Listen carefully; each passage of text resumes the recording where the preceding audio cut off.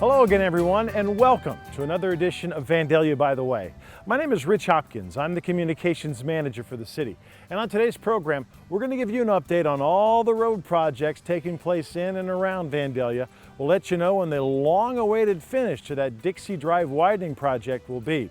We're also going to check in with our Parks and Recreation Department, let you know about some exciting programs they're working on now to take you through the fall sports season. But our first stop today is here at Seeger Park.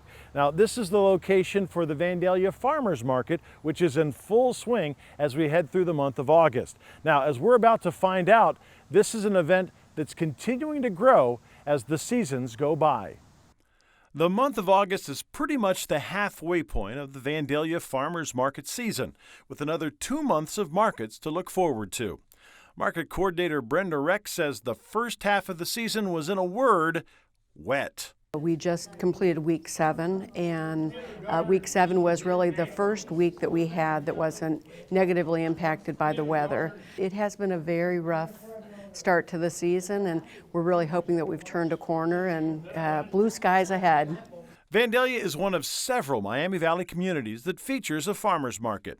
Rex says Vandalia's weekly market has some components that serve to set it apart from the rest of the pack. One, we're in a beautiful park setting, and a lot of the farmers markets in the area are in parking lots, and so I think that the setting of our market is really nice. I think also the fact that we have food trucks every week, and we also have live entertainment every week. Not every farmers market has that, and we've tried to establish our market where it's a Friday night destination for the community. So we encourage the community to come out, buy the fresh produce, buy the local honey, the cut flowers, all that good stuff, grab dinner at the food trucks, and then stay for the entertainment. One of the big draws this season has been the influx of food trucks setting up shop at Seeger Park. Because of the reputation of the market and our experience over the past couple years, we have several food truck vendors that show up every week. They're full season vendors, and that entitles them to be here any or all of the weeks. So every week we have food vendors here, and then periodically throughout the season I'll be contacted by other vendors wanting to join in. Rex asked that we end this story with a show of gratitude for a very important group, the market's sponsors.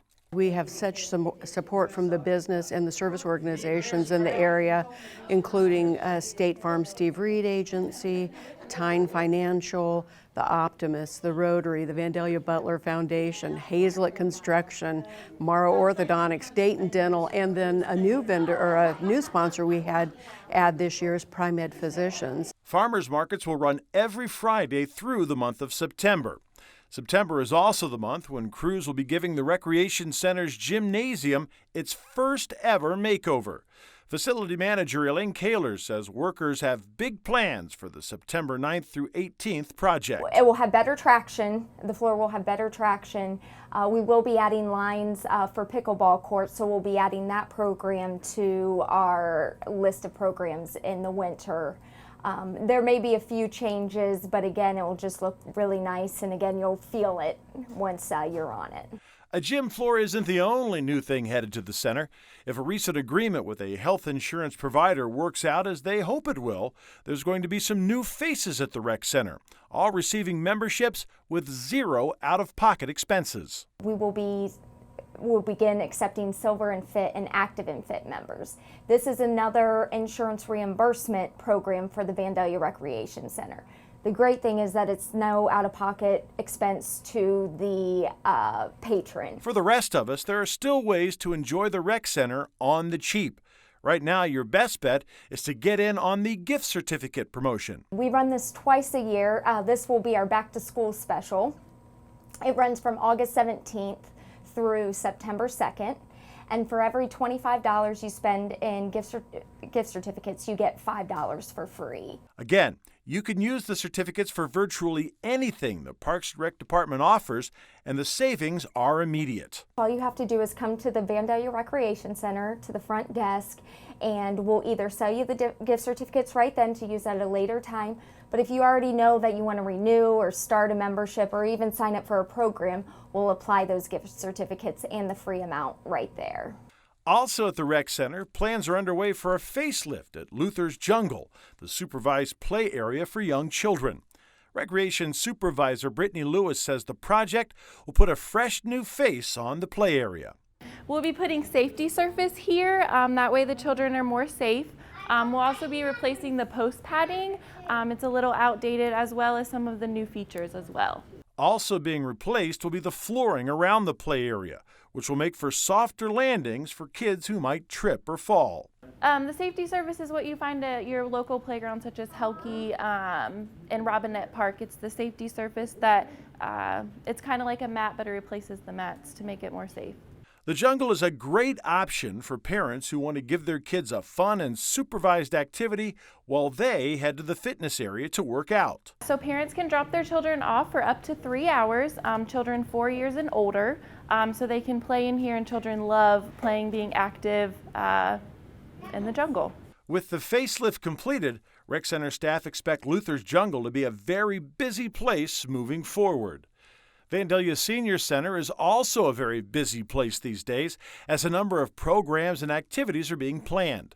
Facility Coordinator Tony Williams says members are right now in the middle of a campaign to collect used postage stamps, all for a very good cause. We take a lot of donations, and one of them, we have a person that's doing a mission of collecting regular canceled stamps.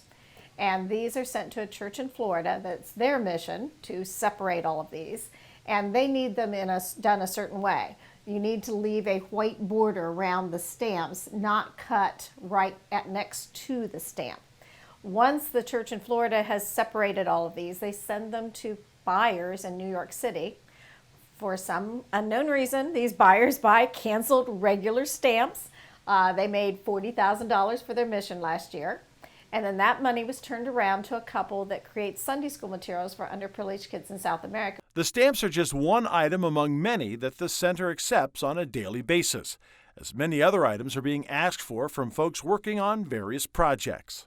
Fronts of greeting cards, prescription bottles, please remove your information or mark it out, eyeglasses for the Lions Club, books, magazines, movies, jigsaw puzzles, used batteries, pop tabs, box tops, egg cartons, plastic bags, cell phones, unused medical supplies, Depends, incontinence supplies, any other medical supplies that you may have that someone has not used, we will take those also.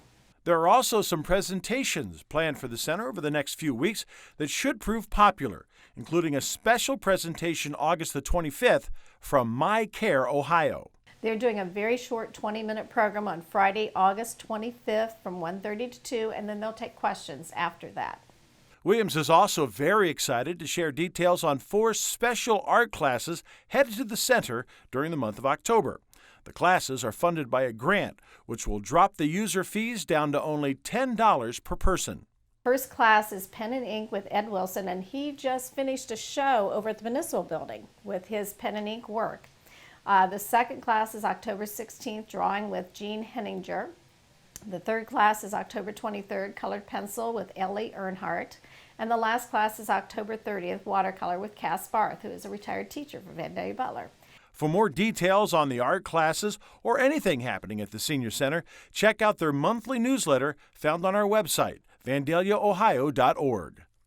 Our next stop today is at the Vandalia VFW Post on Old Springfield, where Post Commander Bob Hinshaw recently presented the city with a donation of 150 brand new children's bicycle helmets. We got word, a couple months ago that they were looking for some helmets, and it's just one of the projects that we picked up for the community. I mean, we're always donating something to somebody around here, out of our charity account. So seemed like a good, worthwhile project. Hinshaw says the Post members love the opportunity to support their hometown throughout the year, and they look for projects that might make a difference. We're not doing it for the publicity. We like to stay under the wire, as you say. We let the big boys over in Columbus that are in charge of our charities you know, we let them run for the politics if they want. We'll just stay here and take care of the community and do what we can. Vandalia's crime prevention officer, Doug Nagel, was happy to accept the donated helmets and promises they'll all be put to good use. It's an excellent, generous donation. It's the largest we've had probably for bicycle helmets. It gives opportunity for a lot of kids who don't have bicycle helmets, can't afford them, to have that safety and be ready. As willing, it's another opportunity for officers to go out and meet kids on patrol, give them a certificate for a bike helmet, or actually give them a bike helmet itself. Many of those helmets have already found new owners as Nagel handed them out to kids at the August 4th National Night Out Against Crime. It really gave the community something to come out to. They could invest a little bit more time there since we had food and getting to know each other, and that's what it's all about. It's building that strength through your community, awareness, and getting to know your neighbors. And knowing your neighbors a little better is the whole idea behind a very popular program designed to unite folks together as they fight crime in their own backyards. The Neighborhood Watch, it's a great organization. You know, it's throughout the nation. I mean, it just works well because you do get to know your neighbors a little bit more personal.